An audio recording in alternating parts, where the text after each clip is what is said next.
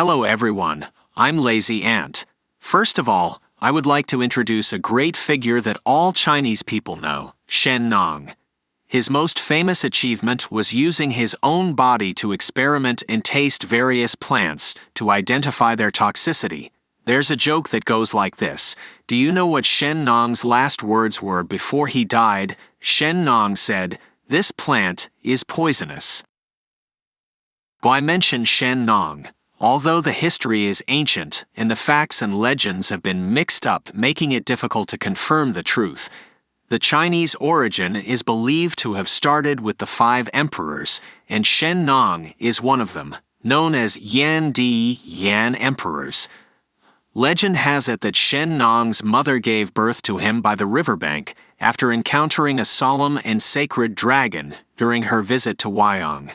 Shennong was able to speak on the 3rd day after his birth, walk on the 5th day, and all his teeth had grown on the 7th day. When he was just 3 years old, he began playing games of sowing and harvesting.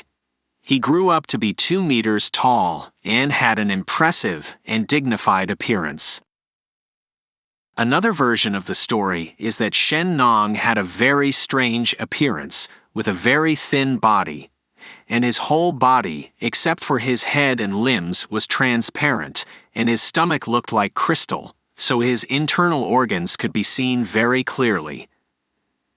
During the process of trying various herbs, Shennong tasted them one by one, and if the herb was poisonous, his internal organs would turn black, making it easy to determine which part of the human body the herb would affect. He tasted a large number of herbs and identified 365 types of medicine, which is why people later respected him and referred to him as the King of Medicine. Shennong also invented production tools, such as axes and hoes, and taught his people to cultivate the land and engage in agricultural production, which earned him the title of agricultural god by later generations. In order to facilitate the daily lives of the people, he also invented pottery making. Feeling the inconvenience of the dark night, he tried various ways to find oil-bearing grasses and trees that could burn for lighting, and those people also called him Yan Di. Shennong, also known as Yan Di, is the origin of the agricultural era in Chinese culture and has made outstanding contributions to civilization. Shennong and Huang Di are regarded as the ancestors of Chinese culture. By the way, in the future, if you have the chance to meet a Chinese person, you can say to them, "So you are all descendants of Yan and Huang." After hearing this, the other person will surely give you a thumbs up and admire you, saying, "You are amazing and knowledgeable." This sentence means that you understand that the other person is a descendant of Yan and Huang. In Chinese society, which places great importance on bloodline inheritance, it is equivalent to praising the other person for having a long family history and a glorious past. According to a more rigorous interpretation, Shennong does not refer to a single individual, but rather the name of a tribe that once ruled the world. Legend has it that Yan Emperor and Huang Emperor were once related by marriage, and Huang Emperor was another one of the 5 emperors in Chinese origin. According to the analysis of chromosomal genetics by a professor at Fudan University, Shennong originated from the Sashan culture around 6000 BC to 5000 BC. But the earliest written legend appeared in the book Yi Qing, which was written during the Western Zhou period, 1046 BC to 771 BC. Following the Sashan culture was the Yangshuo culture, then the Longshan culture, forming a complete chain of development in Chinese culture. The earliest discovered Chinese characters in Chinese culture to date are from the Liangzhu culture, which dates back 4,800 years. Studies have shown that the Liangzhu culture had very close exchanges and interactions with the Longshan culture. The symbols carved on objects, such as pottery, stone tools, ivory, and animal bones, date back more than 1,400 years earlier than the oldest known script, the Shang Dynasty Oracle Bone script. However, there is debate within the Chinese archaeological community about whether these symbols should be classified as a form of writing or as simpler symbols. Some scholars believe that when these symbols are connected like a sentence, they should be considered as more than simple symbols and instead as a form of writing that expresses meaning. Some scholars argue that, strictly speaking, it is premature to classify these symbols as a form of writing due to a lack of sufficient evidence.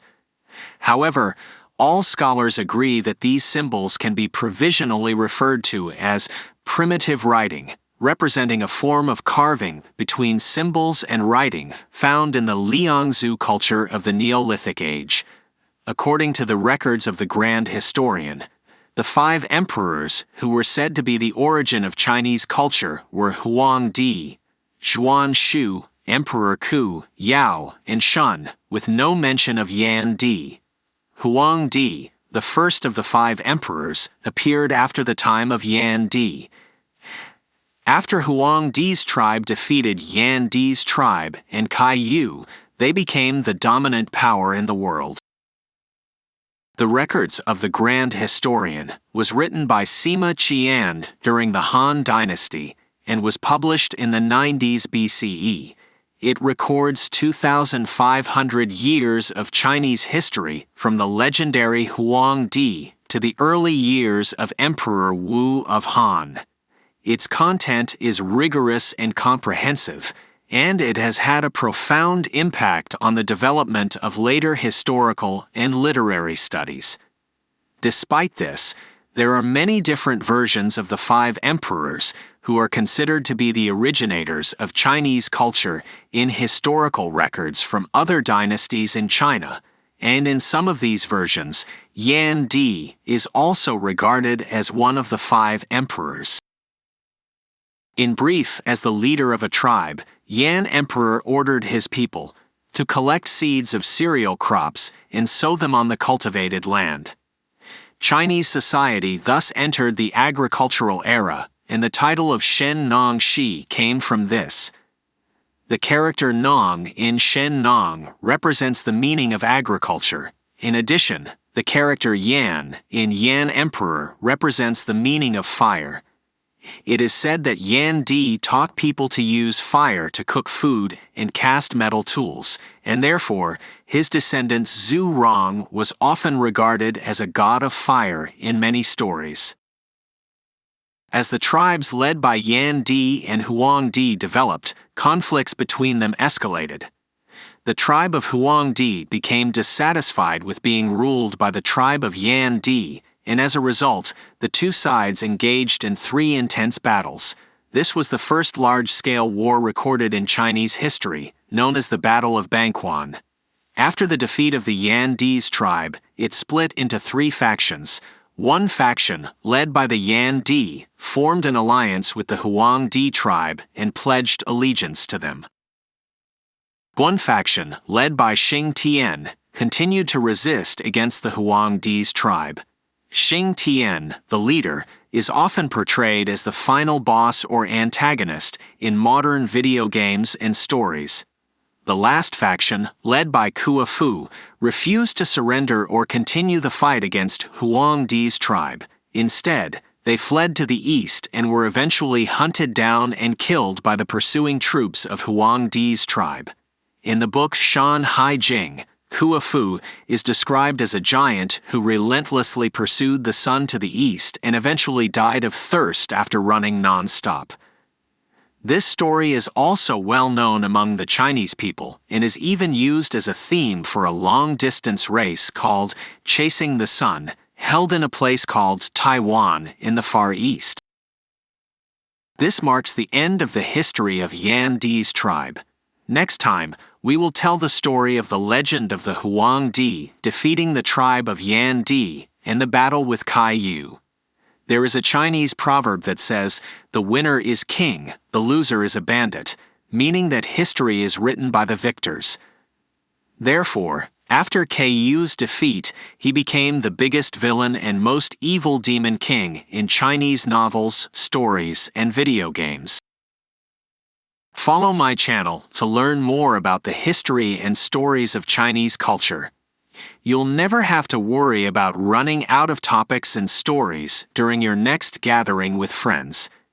If you like this video, please give me a like and subscribe this YouTube channel. Every subscription is the biggest support. Thank you.